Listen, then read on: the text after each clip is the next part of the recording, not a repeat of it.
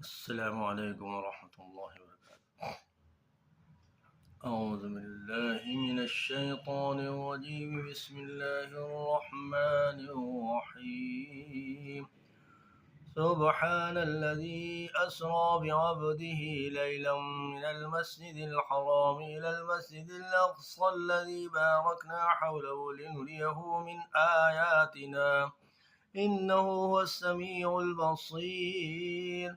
فآتينا موسى الكتاب وجعلناه هدى لبني إسرائيل ألا تتخذوا من دوني وكيلا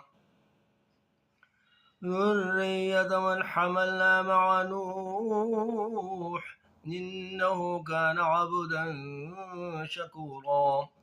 وقضينا إلى بني إسرائيل الكتاب لتفسدن في الأرض مرتين ولتعلن علوا كبيرا. فإذا جاء وعد أولاهما بعثنا عليكم عبادا لنا أولي بأس شديد فجاسوا خلال الديار وكان وعدا مفعولا. ثم رددنا لكم الكرة عليهم وأمددناكم بأموال وبنين وجعلناكم أكثر نفيرا.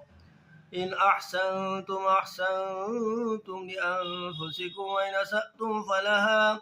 فإذا جاء وعد الآخرة ليسوءوا وجوهكم وليدخلوا المسجد كما دخلوه أول مرة وليتبروا ما علوا تتبيرا.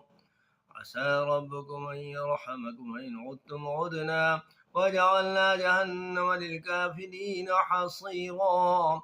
إن هذا القرآن يهدي للتي هي أقوم ويبشر المؤمنين الذين يعملون الصالحات أن لهم أجرا كبيرا وأن الذين لا يؤمنون بالآخرة أعتدنا لهم عذابا أليما.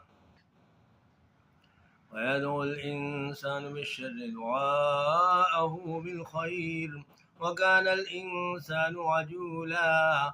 وجعلنا الليل والنهار آيتين فمحونا آية الليل وجعلنا آية النهار مبصرة لتبتغوا فضلا من ربكم ولتعلموا عدد السنين والحساب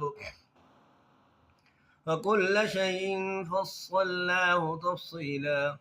وكل إنسان ألزمناه طائره في عنقه ونخرج له يوم القيامة كتابا يلقاه منشورا. اقرأ كتابك